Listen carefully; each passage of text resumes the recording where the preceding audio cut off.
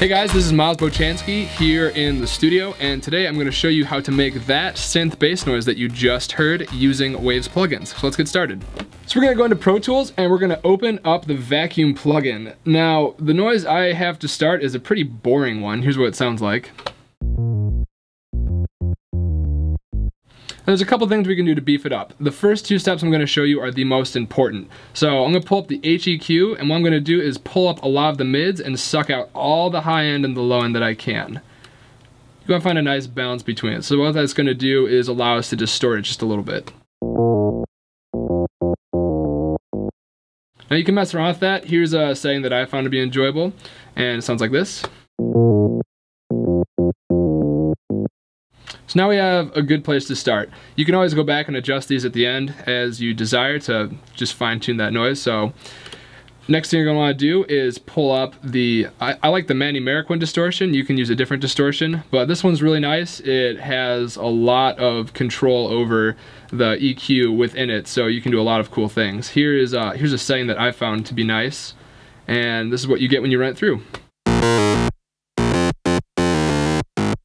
Now at this point you could be done, but I've done a couple extra things here to just liven up the sound a bit. I like a bit more depth to my bass, so I'm going to use the Maserati Harmonix plugin, and here's what that sounds like. I think that just lets it sit a bit more in the mix, so that's a good one to use. I like the Max Bass plugin to add a little bit more low end into the mix, and here's what that sounds like.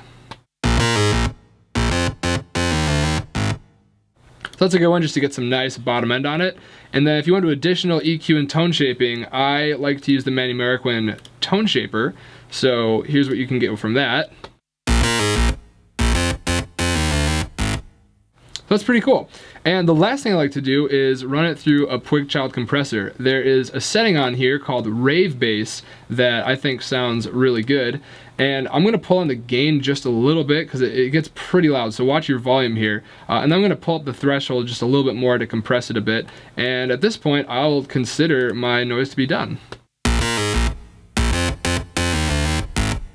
So yeah, that's basically all there is. Again, you can just do some basic EQ and run it through a distortion and you can get some pretty cool sounds. Feel free to play with that as much as you like, but thanks for watching guys, appreciate it, and make sure to vote for my video, and here's the final sound in the mix.